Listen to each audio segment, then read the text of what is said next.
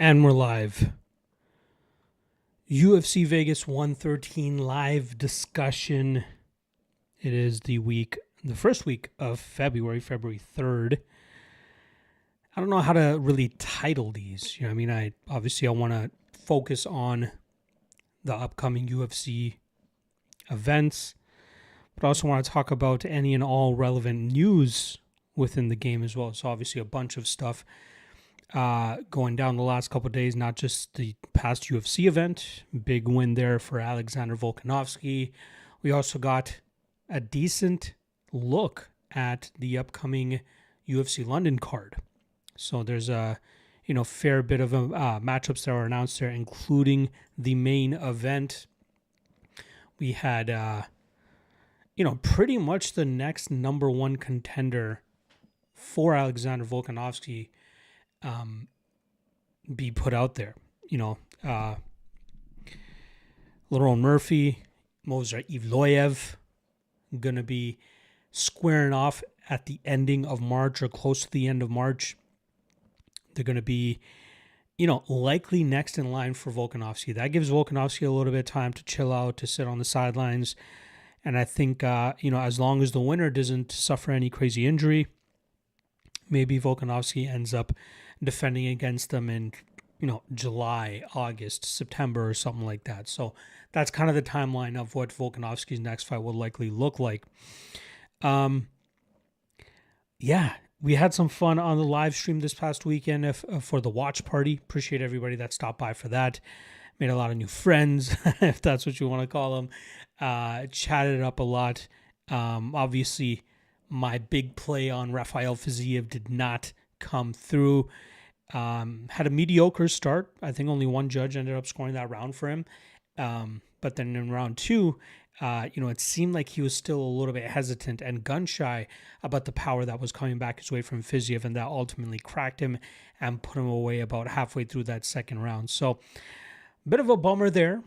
Is what it is. Can't always be right. It can't be perfect 100% of the time. I saw somebody comment on one of my videos saying, that was the easiest read on the card. Was it? Or was Billy Alicana over Justin Tafa or Junior Tafa the easiest read? Or, what are the other fights? I don't even remember half the other fights that are on the card. I hate when people call it an easy read. Unless it was like a quick clipping and finishing of. Nothing's easy in this game. It's mixed martial arts at the end of the day. So, shout out to everybody that was on Roofy. It is what it is. We'll get him eventually. We got him with Benoit Saint-Denis when everybody was so damn sure that Roofy was going to knock him out.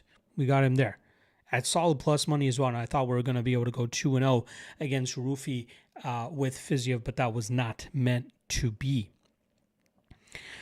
We got a decent UFC Apex card coming up this weekend. Mario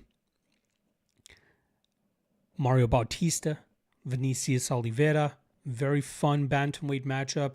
That's a worthy main event for a Apex card, right? We don't really need them to be in front of a big crowd or anything like that. We're fine with them just, fighting in front of it will be a bigger crowd than normal, right? If you guys remember, the Apex did get a little bit of a makeover over the last year or so, and they've added much more space to it. They've added like concession stands, they've added more washrooms, so they're making it more of a live viewing experience now for fans, and I think it should be a solid crowd that comes. I think it's like up to maybe 1,000 fans that they can hold at the event, which is fine, right? Like, I think that's more than fine. And okay, I say it time and time again. Watching it on TV, I understand why people might be a little bit hesitant in terms of being okay with Apex events. But if you have the opportunity to go live, it is more than worth it. I saw tickets go anywhere from $250 to $600, and some people were kind of just mocking the UFC for setting the price at that number. But I disagree. Like, that's a damn good number to watch high-level fights feet from you, right? Like, it's almost, I would assume every seat in that room is a good seat. So there shouldn't be any issues there in terms of people getting a bang for their buck or the bang for their buck. So I definitely would recommend and suggest that you guys go out and check out a fight night at the Apex, no matter who's on the card, right? Just being in the atmosphere, it feels like a fight club kind of thing. I don't know how it's going to feel with 1,000 people in there compared to, 50 people or whatever it was when I went, but I got to feel it's still got to be pretty crazy. Should be pretty freaking cool. So yeah, I'm looking forward to seeing what the setup looks like, what the atmosphere seems like over TV once they start running the fights. But I'm looking forward to that. Also this weekend, we do have PFL going down. PFL has 2 title fights headlining their card going down in Abu Dhabi, and I believe it kicks off at 9 a.m. Eastern time, which means there's plenty of time to watch the fights, watch the PFL fights, and then kind of use it as an appetizer for the UFC event that's going to go down. There's also LFA going down Friday night. So as of Friday night, there is a ton of MMA that you can consume over the next, or at least over those 2 days, Friday, Saturday. Take it in, because the following week, there is no UFC. There are other events. Let me just quickly pull up my schedule here. There are still, we got 2 ONE FC events, if that tickles anybody's fancy. We also got Octagon 84 going down, which has a decent card from what I can recall. I believe Ronald Paradiser going up against Kike Brito. Fun fight there. And then we also have Brave CF 104 going down on February 14th. So there are a couple fights going down on Valentine's Day weekend, but nothing of note in terms of anything that I usually cover. Octagon, I used to cover for the last 2 years, but I kind of let that go in 2026, more so just to free up a little bit more time for myself. Between keeping up with the content and, breaking fights down and staying up to date with the YouTube page, also staying on top of the MMA Fight Archive, there's just not enough time in the day for me to comfortably do all that and still have a personal life and social life of any sort, or even any time to relax. So that's why I let Octagon go. But I still peek at the odds, right? I'll still look at it. I'll still make a wager if there is anything that is intriguing enough. Like obviously this past weekend we cashed on Harun Kurt, minus 150 favorite there. And then we also cast a parlay of Mohamed Machaev and Alexander Popek. So there are still spots that you can definitely take advantage of and that I still try to lean on. But it's not a whole lot of, in-depth research like what I used to do before for them. But again, a good solid amount of fights for this weekend. We did also get that late notice matchup here. Well, obviously Nikolai Veretennikov was supposed to go up against Jose Enrique Souza. Souza pulls out, which is hilarious because I think he was supposed to fight Eric Nolan. And then when Nolan pulled out, Souza was making fun of him, saying like, oh, he got scared and ran off. And now here he is, running away from Nikolai Veretennikov in a sense. So, there's a lot of times where you really got to watch yourself in terms of what you say. Otherwise, it might come back and bite you in the ass. So that's kind of what happened with Jose Enrique Souza there, who's making his UFC debut or was scheduled to make his UFC debut this weekend. Instead, Nikolai Veretennikov is now going up against Nico Price, veteran, can be entertaining at times, can be a guy that brings a lot of pain and chaos to matchups. So that should be an interesting fight. I haven't broken it down as of yet. I know they have released the odds. So we got minus 250 on Veretennikov, and then obviously you got plus 220-ish on the Nico Price side of things. I'm gonna let that line settle at least another night before I end up researching it. I don't like clipping any of these openers. It's just not, nobody can tail it. And being in the line of business that I am in, you need lines that people can tail so that, if they look at your picks and be like, oh, why is this guy a minus 350 favorite now and you haven't played as minus 225? So I try to avoid that as much as possible. That's why it's good to jump on the Patreon page as well, because as soon as I drop my plays, which is usually earlier in the week. Once limits have opened up, it's usually earlier in the week, so it's easily tailable for a lot of people. But later on in the week, obviously, action gets trickled in on either side. Sometimes I like to wait as well if I feel like there's going to be a lot of love coming in on a certain side. For example, last week with Alexander Volkanovski, I felt a lot of people were going to send in some love for Lopes, and it did seem like that, right? I think Volkanovski was like minus 155 at the beginning of the week. He got down to about minus 135, minus 130. And then on fight day, the action started to come back in on Volkanovski to bring him up to that minus 160 range. There was another one with the Rafael Fiziev. You know, I got him at plus 108 on Monday of fight week. And then by fight time, he got all the way up to about minus 135. So, yeah, that's why I don't mind taking my time with line movement on certain sides. So, yeah, just jabbering away as we get some comments starting to roll in here for the live stream. Again, this live stream, as is the Saturday 1 p.m. Eastern Fight Day live stream, is for all for you guys. You know, comments, questions, concerns, whether it's for the upcoming card, any relevant news, any announcements. This is all for you guys. So drop comments and questions in the live chat, and I'll be more than happy to get to you guys in a timely fashion. We still got 45 minutes to go, so plenty of time to chill and hang out. My guy David Nettles in the chat. I hope that all is well with you as well, sir. Appreciate the love and you stopping by, my guy. Harman Sarai stopping by as well. Appreciate you stopping by, my friend. W. All dubs in the chat. You know, it's been so long since I really got into that groove of streaming, right? Like, it's been obviously a month now since I started live streaming and stuff. But like between, you know, the beginning of 2023 and now the beginning of 2026, there's been such a change in the live streaming world where, you know, there's certain lingo that streamers use and all that type of stuff. I don't think I'll ever get to it again, or get to that level. You know, throw the dubs in the chat, guys. Nah, I'm not doing that. But if you want to drop one, it is what it is. I appreciate the love regardless. Robert Saladino, my guy. Last card was much more smoother in production, less commercials, Paramount listen, which is a good sign. Lopes, man, I don't know how you don't try harder to make something happen different. Yeah. Well, again, I wasn't obviously able to watch the Paramount stream. Obviously, we don't have it up here, but I did hear that, you know, there's a lot better management in terms of the ads. You were able to see more of the walkouts in between rounds and all that stuff. I believe they're trying to squeeze in the commercials after the second fighter gets into the cage. They try to squeeze in a 30-second ad, and then they get into the tail of the tape and all that extra stuff. I could be wrong, but that's where it seems like they're trying to plug some of the commercials now. Again, I kind of talked about this on one of the last streams. The best thing for them to do is just either do picture-in-picture with an ad, or do like that, like, you know how they do the bottom third of a screen, but also like the corner, right? Like going from, I'm going to try to get it here, like do this,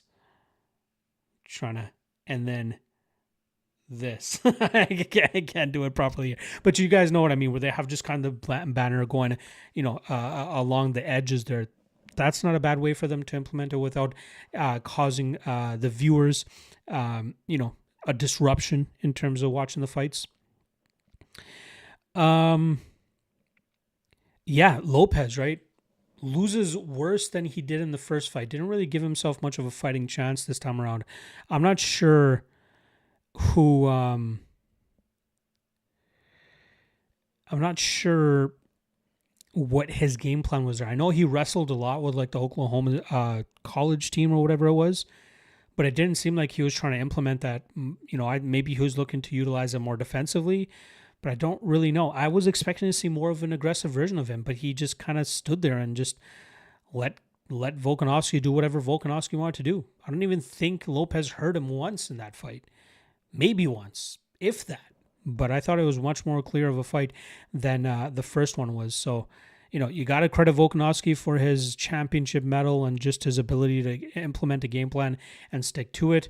And I really think Lopes has been somewhat overrated in his career. His chin, his power has obviously helped him through some bad spots, most notably that John Silva fight. But we'll see how he tries to bounce back from this. You know, there are some intriguing matchups. I'd love to see Diego Lopes against the loser of Movsar Evloev and Lerone Murphy. But I know there are a couple other guys that could potentially step in there and really get themselves into contention as well. David Nardo saying, when you see a fighter get knocked out for the first time, does that change how you view their chin and their toughness at all? Or do you look at it as just as a one-time thing and that's nothing major? Yeah, it's more so, if it's the first time they get knocked out, you chalk it up to them getting clipped. You need more information than just a one-time knockout, right? Because sometimes chins and durabilities hold up. Sometimes they don't. I think a perfect example of that, of one we would have seen in the last few weeks, was Michael Johnson, right? How many times did we see him get knocked stiff? And he's been able to eat some big shots during this current winning streak that he's on and still chugging forward. Marc-Andre Barriault, another one, a guy that's fighting this weekend against Michal Oleksiejczuk. He's eating some big shots from certain guys, and then other guys who aren't known to be big punchers are able to put him away. So I think you need more of a scope, a macro view rather than a micro view. If it's the first time a fighter gets knocked out, I'd rather just give them the benefit of the doubt until it starts to become, more of an issue and you get more of a sample size of them having some possible durability issues. Dan the Man, appreciate you stopping by. Who do you have in the Mexico City main event? Lonnie Kavanaugh versus Moreno, if confirmed to be true. Is that the rumor that's out there right now? Would kind of be surprising if Lonnie Kavanaugh gets the shot here, seeing that he's coming off of a knockout loss against Charles Johnson. I believe that was his last fight. Has he fought since then?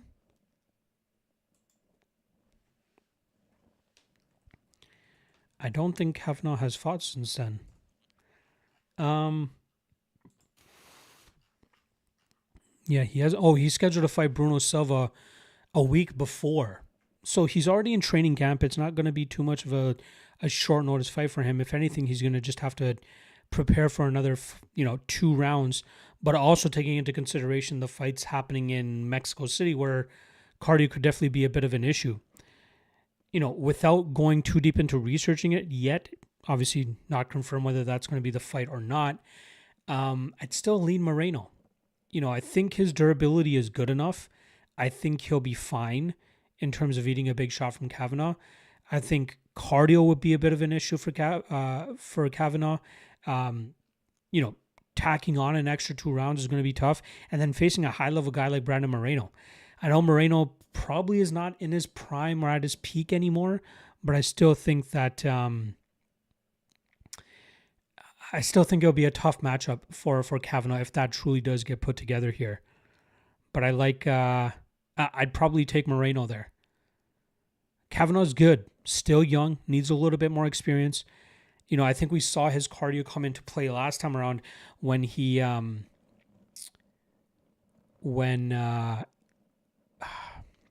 sorry, I'm just reading another comment. It's just throwing me off a little bit here. But we saw his cardio become an issue against Charles Johnson, who continued to push a pace. We saw Kavanaugh win the first round. Then we saw him start to wrestle in the second round because I think the pace and pressure of Johnson was starting to catch up to him. And then his inability to be successful with the grappling caused him to gas out even faster. And that's why he got finished there against Johnson. So against Moreno not a big pressure guy. So that might play in the favor of Kavanaugh. But again, altitude, possibly going an extra 2 rounds compared to the 3 rounds he's currently training for, I'd still go with Moreno there. Robert saying Justin got plastered by Max and seems okay since then. Yeah, that's right. That's another one. He took some big shots from Fiziev. He ate some big shots from Paddy. Neither of those guys really seen as big knockout specialists, though. So that's a bit of a question mark there. I don't know why I've always had this issue. Obviously,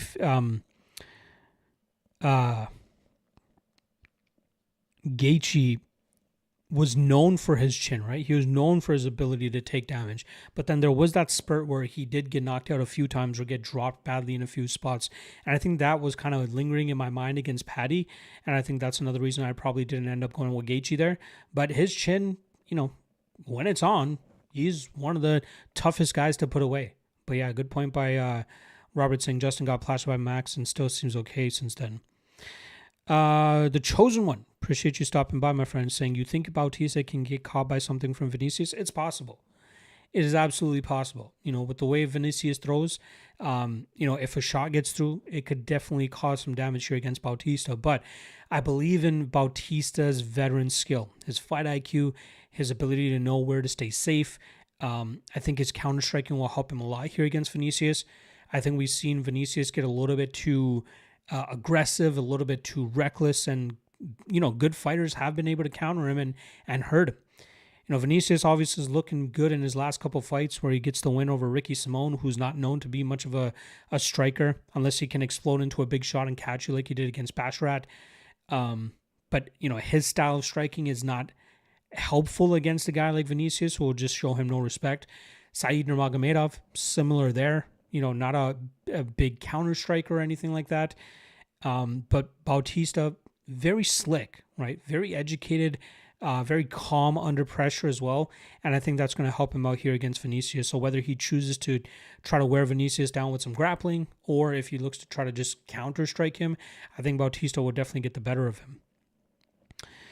You're saying Bautista got caught by Patchy Mix with kicks. Yeah, that's possible.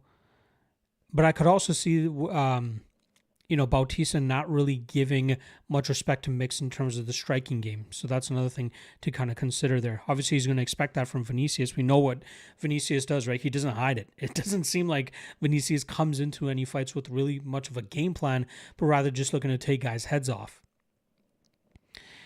Chosen One saying, I think I'm going to go Bautista decision only winner.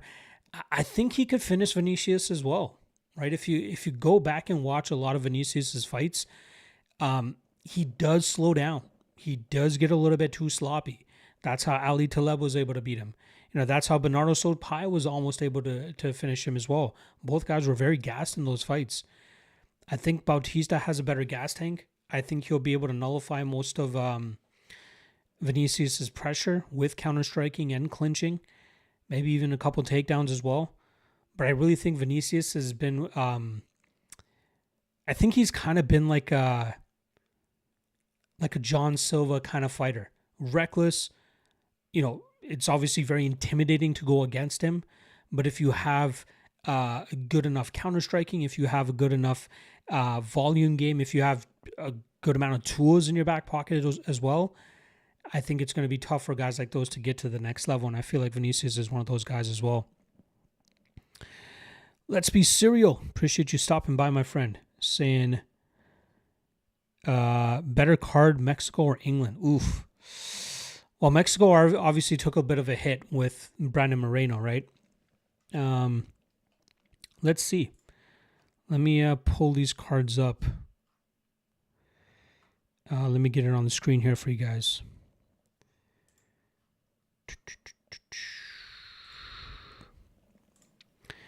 All right, we want to see the Mexico card, which I believe is, February 28th. So we got Moreno, obviously, versus TBD. Vera versus Martinez is a fun fight. Chavez against Bunez could be a fun fight. Rodriguez against Borjas is a fun fight. Medina Gandra, Schultz, Pinas, Chiasson, Perez, Santiago Luna giving a bit of a layup here against Angel Pacheco. Christian Quinones returning, going up against Moutinho. Assassin Baby is not out. Asuel Mabayev is out. So Moreno just waiting to get an opponent. Ernesta Kiriscate against Sofia Montenegro. Zauhuber against King Green. That should be an interesting fight. Just off memory, this is a mediocre card. I think it favors or at least suits the Latin American crowd that's obviously coming out with this fight being in Mexico City, whereas the London card, I feel like it has a little bit more stakes attached to it as well, right? Where's that London card? Evloev, Murphy, Riley's obviously a big fan favorite, very entertaining fighter. Aswell will definitely be in there to make it a fun fight. Michael Page against Sam Paris. I'd already take these top three fights over most of that that Mexico card. So yeah, just to answer you right off the bat there, I definitely say the England card is better than the Mexico card. Parkin against Pinto is a fight that I'm intrigued by. Nathaniel Wood against Lucine Keita. Very fun fight there. Mason Jones against Axel Sola. Curtis Campbell, fun prospect from this past season of the Contender Series, going up against a tough Danny Silva. Roman Dolidze against Christian Leroy Duncan. Yeah, definitely the London card over the Mexico card now that I'm looking more into it. BST versus Armand is intriguing. Yeah, I'd kind of be surprised if Armand takes that, but just to stay busy, it kind of makes sense. But I think Armand just squashes BST. I don't think there's anything BST can do to Armand, honestly. It's intriguing because they're top contenders, sure, but it's not intriguing in terms of who would win. If we get anything better than minus 400 on Armand, I would be legitimately surprised. BST is a nasty grappler and obviously good submission specialist, but Armand will easily out-scramble him, outwork him, and then eventually knock him out probably in the second or third round. But yeah, number one contender-wise, kind of makes sense.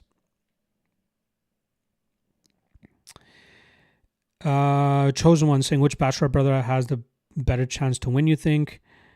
I'd say Farid. I don't know, man. They're both facing dangerous opponents, but I think the narrative of Javid coming back after getting starched the way he did against Ricky Simone and obviously being on a 2-fight losing streak. Oof. I think Farid has a better chance. His odds are a little bit wide for my liking, so that's why I'm a little bit skeptical about that. And obviously, Gene Matsumoto, very solid fighter. But yeah, I'd say Farid has a better chance than Javid. Let's be serious saying agreed, LOL. After all this push for UFC Mexico and they can't deliver. Yeah, for sure. Old man saying Taliesin ruined my weekend. He's saying, how does Taliesin claim to be a BJJ black belt? We must check this moment. Actually pathetic how he couldn't get the finish on the ground. Yeah, I know a lot of people that probably got burned there by Taliesin inside the distance or even taking that fight to not go inside the distance. We do have to credit Tuivasa a little bit in terms of just staying on his hip and not really giving up his back or that full mount. But I thought like there were opportunities for Teixeira to sink in an arm triangle choke or even rain down with some bigger shots and get the finish.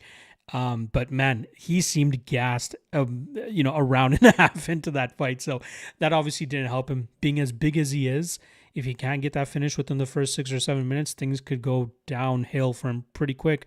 But luckily, he's fighting somebody as bad as Tuivasa, who was, engaging in the clinch with him when he probably could have just let his hands go a little bit more and gotten the finish. We saw the same thing earlier in the night with Sung-Woo Kim, letting Damar Fan off the hook a couple times in that third round by clinching up with him. So, weird fight IQ from some of the fighters this past weekend. Ertelin, appreciate you stopping by, saying, I would have thought that BSD would change his style with his new coach. Now, what is he going to change his style to, though? This is who he is. He is a grappler. I forgot who I saw say it last week, but like this guy knows what he needs to do and does it. And he knows that his style will force him to eat some shots that he doesn't want to, but he'll still get into the pocket. He'll still get that takedown and he'll still get to his grappling game. The only guys he's going to come up short against are guys that he won't be able to take down or guys he won't be able to establish dominant position against. For the most part, he's going to be able to do that against the top strikers in the lightweight division, like he did against Rufi, like he did against Hooker. But there's no way he's doing that against Arman Sarukian. There's no way he's doing that against Ilia Topuria.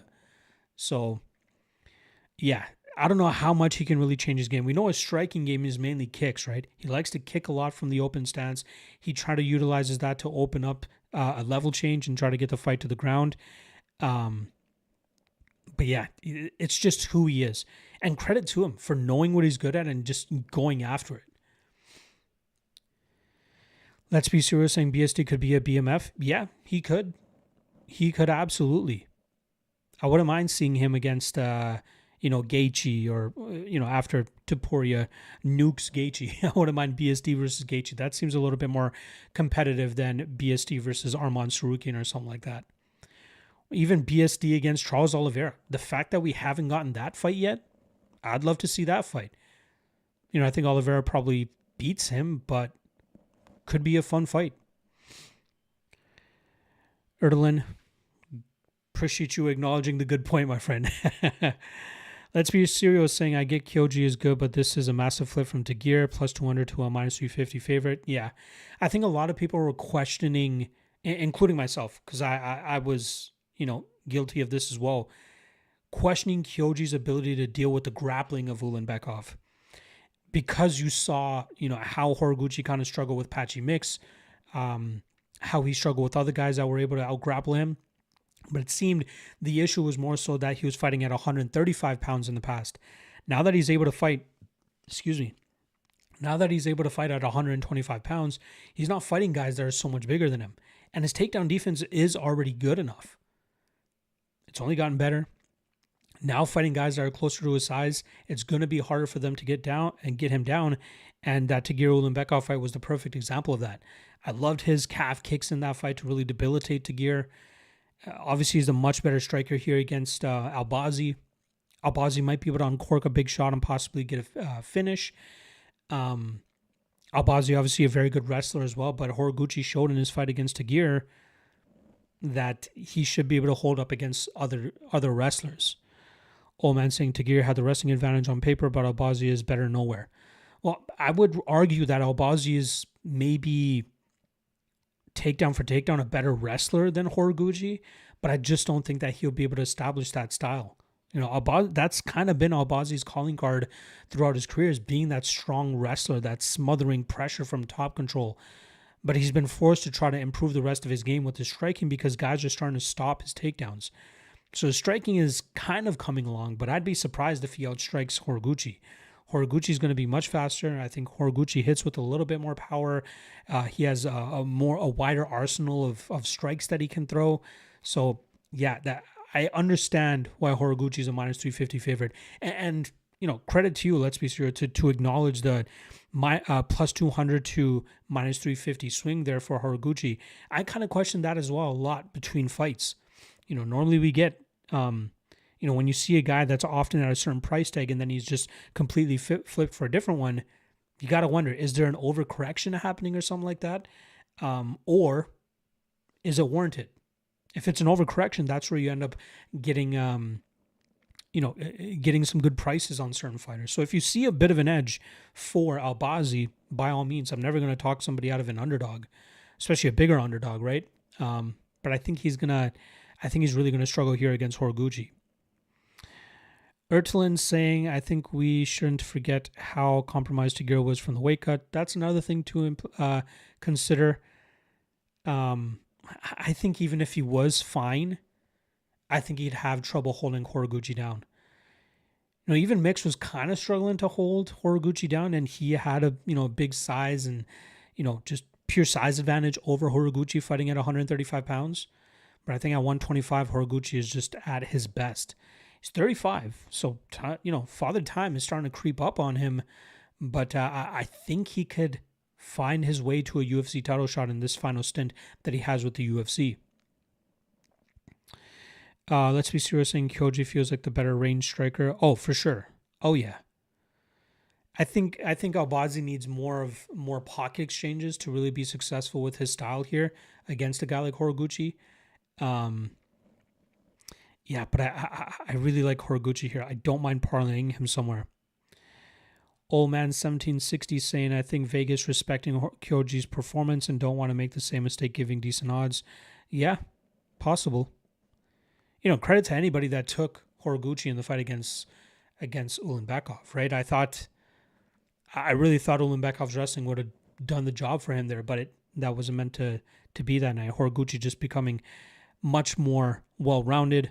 Not just much more well-rounded, but showcasing really good takedown defense, grappling defense, good grappling offense of his own, right?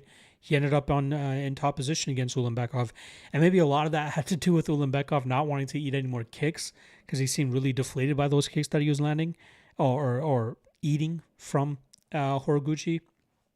But yeah, man, I can't believe we're getting Horiguchi fighting in the Apex.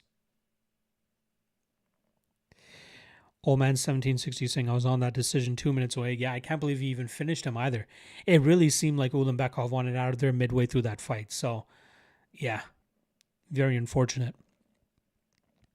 I think last weekend for LFA 225, I had an under 2.5 that didn't hit, but the fight doesn't go to decision hit. It was the Rafael Pereira and Lionel Abouge fight. I don't know if you guys watched LFA, but I felt there's going to be some violence in there considering how both those guys fight. But the goddamn guy, Abouge, held strong long enough to make it past 12 and a half minutes, but couldn't make it the full 15 minutes. I would rather a fight go to a decision if I end up losing my under 2.5 spots. So I'm a little bit bitter about that as well. Let's be serious saying Kyoji got him down and looked to advance, which Tagir didn't know what to do to stop him. It looked like, yeah, there's a lot of guys like, wrestlers like that are very good in top position, do a great job in terms of passing, maintaining top control, landing good damage, threatening with submissions from top control. But when they're on their back, they don't look the greatest, right? I remember, doing some tape study for this weekend's card. One that kind of stood out to me was when Rinya Nakamura went up against Muin Gafurov. When Nakamura found himself on his back after getting knocked down, he didn't have many options to try to work back to his feet. Now, I don't know if it was because he was rocked or something, or if he was still feeling some damage from getting dropped by Gafurov, but he was on his back for quite a while. I think that was the first round, if I'm not mistaken. But yeah, a lot of these wrestlers, a lot of these strong top position guys don't have much of a game off their back. And I that's where we see the strengths and weaknesses of a lot of these guys. Oh man. It's nice to get back into the groove of a UFC schedule. Obviously we're going to have no UFC event next week. That's obviously something to keep in mind. But then we're back with I think 9 straight weekends of events.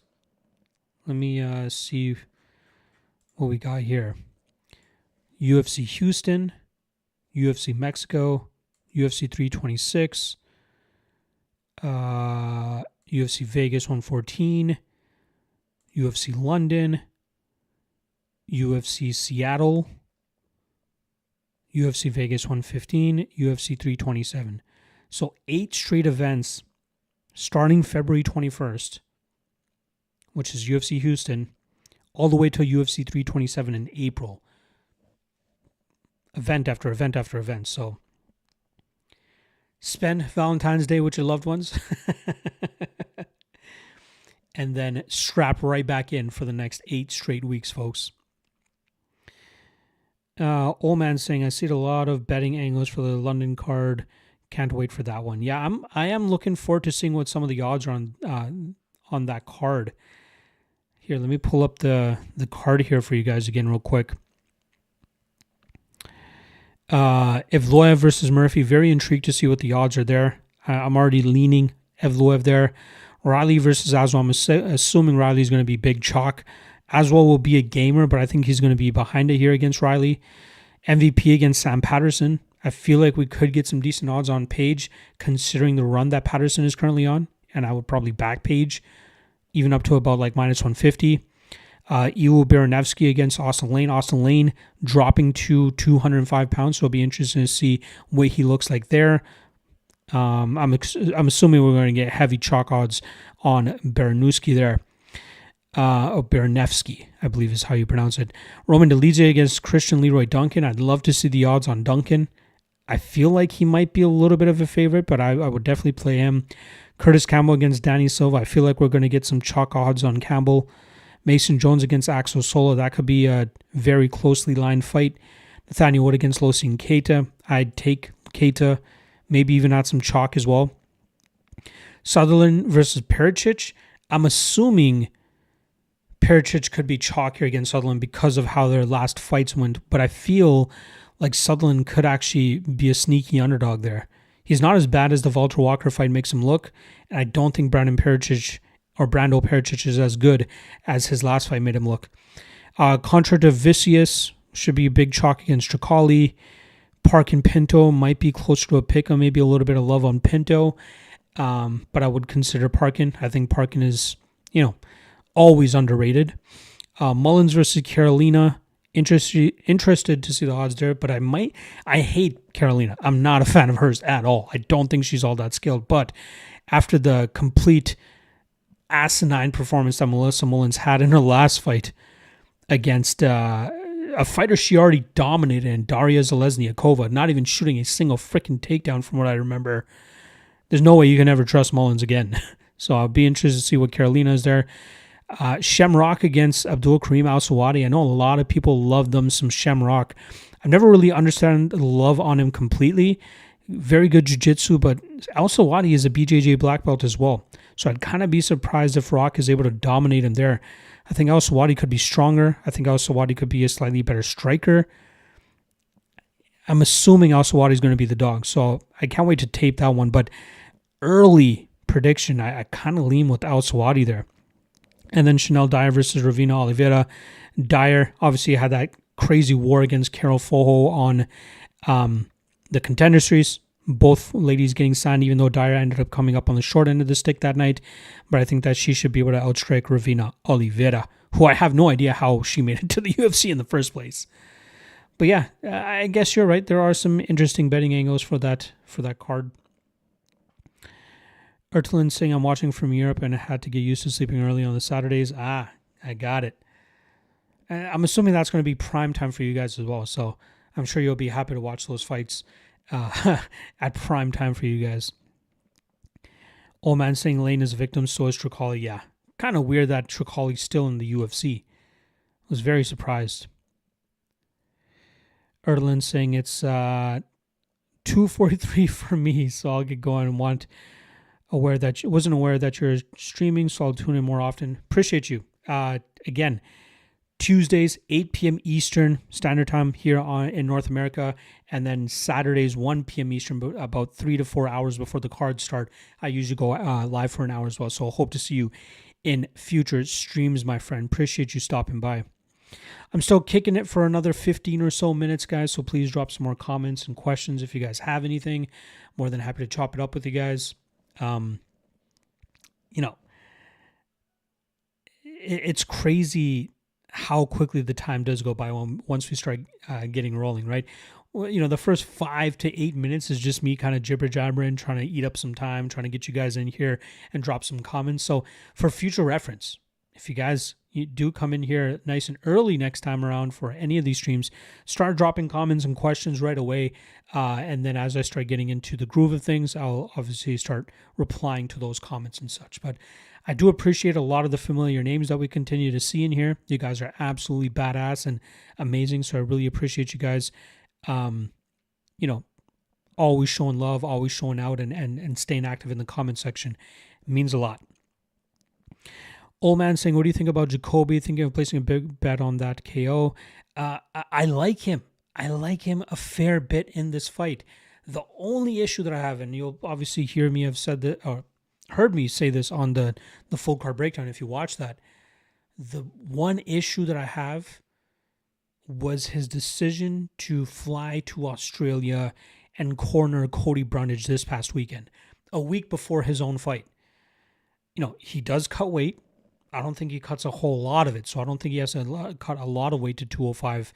But there's got to be some sort of negative impact to flying 20 plus hours, less than a week before your fight. And it's not like they're from Vegas, right? They're from Colorado, which I guess is close enough, but still.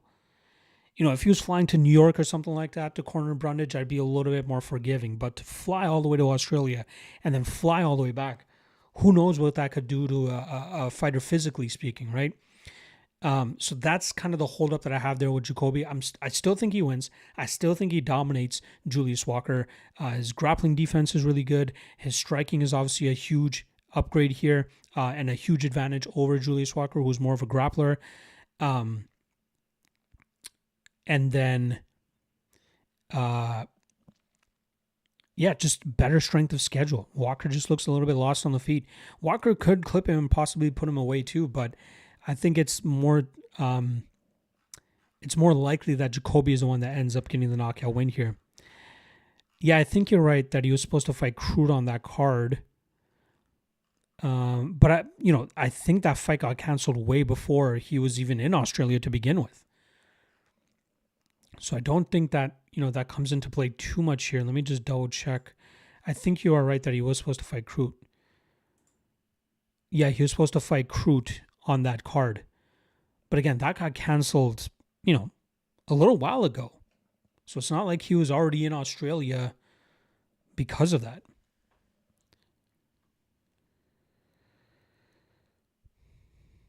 Only thing, SWAT MMA is saying, only thing to be worried about is Jacoby is on a Factory X flight from Australia. What does that mean exactly? What are you insinuating there? Best thing to do is just fade the whole flight. Yeah. You know what? When did he go to Australia? Let's see if there's any indication of that. So as of December 16th, he's still in... Oh, so he signed for the fight January 2nd to fight Jimmy Crute in Australia. As of January 8th, he's still in Colorado.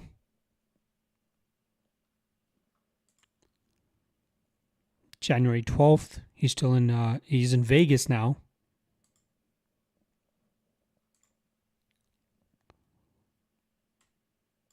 So yeah, it looked like he went, just to corner him on fight week or whatever it was. So again, still a horrible idea for Jacoby to fly down to Australia a week before his own fight. Absolutely crazy. Best thing to do is, I agree. Yeah, I know he was cornering Brundage, but why the hell would he fly down to Australia a week before his own flight? Before his own fight, right? You're talking 20 plus hours of travel. Not a good look, in my opinion. A week before your own fight. I don't like that. Old man saying, I don't know, man. Walker going 50 minutes with Rafael was all I needed to... Oh, yeah. The fact that Sakara has been getting crushed by all of his other opponents and then Walker takes him 15 minutes, right? I think if Walker just trusted his hands and let them go, he would have knocked Sakara out quickly as well. But he seems to be more of a grappler than a guy that actually trusts his own hands. And that's why I think Jacoby could smoke him on the feet. His takedown defense is good. He doesn't really settle on the back for long periods of time. I think we'll see Jacoby knock him out. It's just weird. Factory X has had weird pullets and odds. Scoundrels run rampant in the gym. Yeah. It's unfortunate that Montoya has been kind of, getting the trickle-down thing from James Krause after being his coach and all that stuff. Not to mention the Isaac Dalgarian stuff, Alexander Hernandez stuff now. But again, the Hernandez stuff, Hernandez has not been with Factory X for at least 1.5 to 2 years now. I know there's a connection because they were, previously tied to each other, but Hernandez and Royval haven't been a part of Factory X for a little bit now. Old man saying Rafael made him do the stanky leg too. I think Jacoby is a good look. Yeah. Maybe I just have to get over my own mental just fixation on the fact that Jacoby went to freaking Australia this past weekend. A week before his own fight, mind you. I just got to get past that. Once I get past that, I think that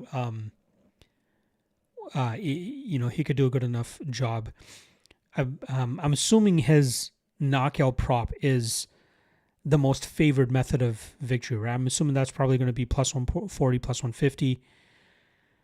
I think that comes through. I think he wins this. I think he knocks out Walker. Walker just doesn't have the experience, doesn't trust his hands enough. Might have a little bit of a speed advantage, but nothing crazy. He's more of a grappler than he is a striker, and Jacoby has already shown that he does, decent work keeping fights in the striking realm and stuffing most grappling approaches. So, yeah, Jacoby's not a bad spot. We'll see what he looks like on the scale too. SWAT MMA saying that's just so unintelligent to fly all the way to Australia a week before you fight. Yeah, that's ever since I saw him in the corner when I was doing the watch party, I'm sure you guys can go back and see it yourself. When I realized that Dustin Jacoby is in Cody Brundage's corner, I'm like losing my mind. I'm like, hey, the fuck are you doing, dude? Like, I had, like, maybe a day before that, I had already finished studying up on the Jacoby and Walker fight. And I was like, oh, Walker is, maybe close to a lock on this card. Uh, and then, like, my expression and reaction seeing him in the corner for Brundage, I lost it. I was like, what the fuck are you doing, dude? And I know Marc Montoya. Marc Montoya is a smart coach, very educated. So I wonder why he would have greenlit Jacoby coming with him to corner Brundage. I don't know if it was maybe they just needed a big body in Brundage's corner. When they do the warm-ups before the fights, like just somebody to spar with and get him warm and get him ready inside the cage. Who is Brundage fighting again? Why is it escaping me right now? Oh, Cam Roston. So yeah, big, long guy. Jacoby, big, long guy. Maybe they wanted Jacoby there to kind of just help him, get into the flow state, start seeing what's going on and fighting a big, long guy. But maybe that's what they wanted him for. They wanted that body. And there aren't many big bodies at Factory X from what I can remember off the top of my head. I think Jacoby's the biggest guy they have. So, like, maybe that's why they wanted it, right? It's often you see gyms bring guys that are similar frames to for the opponent of the guy they're going with, and they try to get them warmed up in the cage that way. So, old man saying, I'm also loving Mihalin this fight too, thinking round 1 KO. I don't think he's worth the chalk, if I'm being honest. I think the best way to take it would be round 1 KO.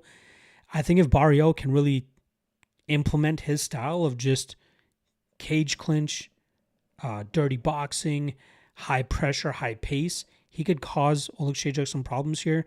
He was trying to do it against Shara Magomedov, but Shara thrives in the clinch, right? You want some of that Muay Thai, boy? That's where Shara is going to be able to have his best work, and that really deterred Barrio's ability to implement his game. If Barrio clinches up with Oleg Shajak, pushes him up against the cage, Oleg Shajak's not much of a Muay Thai guy, right? He's more of a boxer than anything. So I feel like that's where we could see Barrio have some success here, maybe wear down the power of Oleg Shajak in the clinch. I feel like Barrio is also the stronger of the two.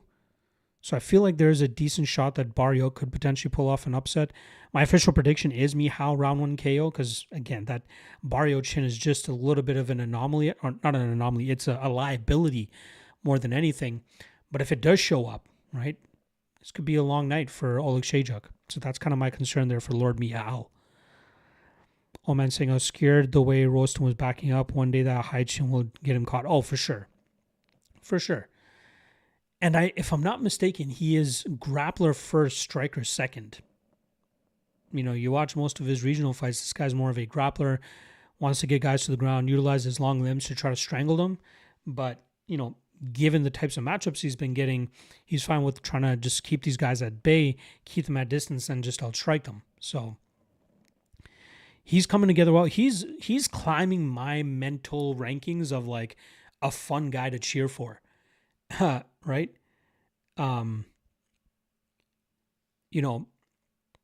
His skills on the mic, absolutely amazing. I loved his post-fight interview. Fun fighter, fun nickname that I hope he brings back. The Battle Draft, that would be some sick fucking merch to get. So he's slowly gaining respect in my mind as he continues to fight and starts putting guys away. Robert saying, any theories why after GSP, Canada hasn't seen another MMA star? Excuse me. First of all, that hurts to hear, but you're right. We just don't have, the person that could take things to the next level. Like, the only ones that really came to mind were obviously Rory McDonald, but he never achieved, the highest level that we expected him to. Jazz Davicius was going to be the next one for us as well, but she couldn't get past Manel Fidel. Mike Malott, I think he's going to kind of be handcuffed to being, a fringe top 15 guy. Very entertaining, very likable, media friendly. Charles Jourdain, along the lines of Malott, not the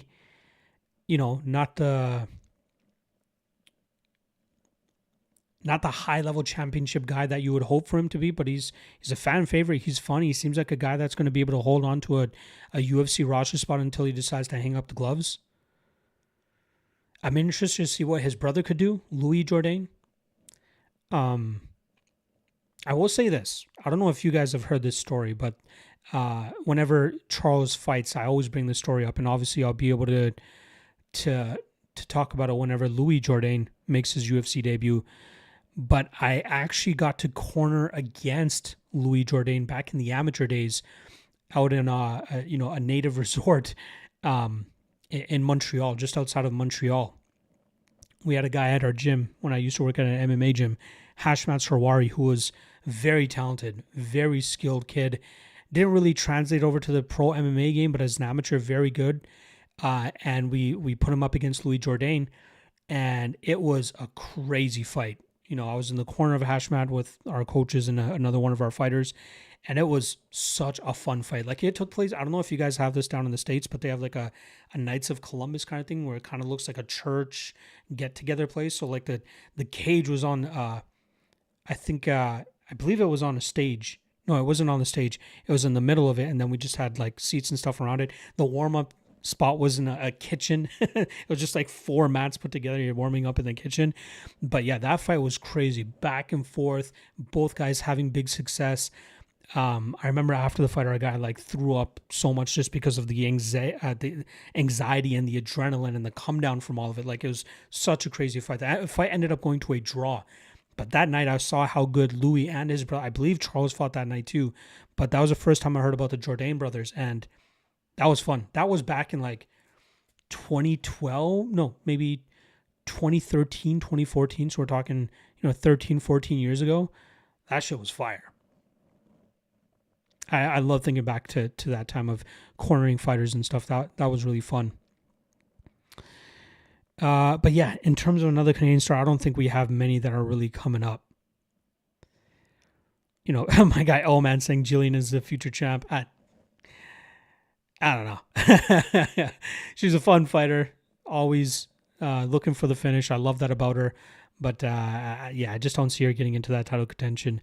Robert saying Malott is good, but not young either. Yep, that's right. That's another issue on his side of things. Here's another guy that I, back in the day, got to see him fight on. He fought for a show that I helped put together, Substance Cage Combat. Ran through this guy, Alan Wilson, in like a minute and a half. Malott was another guy that a lot of people had a lot of steam on back in the day, finishing guys, slick BJJ, nasty Muay Thai, and then he went to WSOF and ended up going to a draw against Hakeem Dawodu, and then he just sat on the sidelines for a long time, ended up going to Sacramento and training over there and becoming a coach with Team Alpha Male. So yeah, he spent a lot of time coaching rather than fighting, but when he came back, I'm glad he eventually made it to the UFC. Toronto versus Montreal, which is better? I'm a Toronto guy. I gotta say Toronto. I love Montreal. It has its ups and it has its pros and cons. I love that it has a bit of a European feel to it, even though it's in Canada. Good food out there too. Solid nightlife. Cold, definitely cold as hell. But I'm a Toronto guy through and through. You'll never hear me pick any other city against Toronto.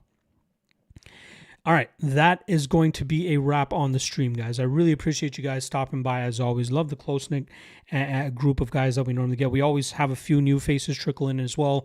We're going to continue to build this community. We're going to continue to have some fun every Tuesday evening. And then remember, Saturdays on UFC Fight Days, 1 p.m. Eastern to 2 p.m. Eastern, doing the damn thing. I'll be back tomorrow for my quick picks video, which I'll drop for this UFC Vegas 113 card. And fingers crossed, if I can get through it in a timely manner, I'll have the PFL breakdowns for you guys as well. So plenty to look forward to over the next couple days. I'll see you guys then. Peace.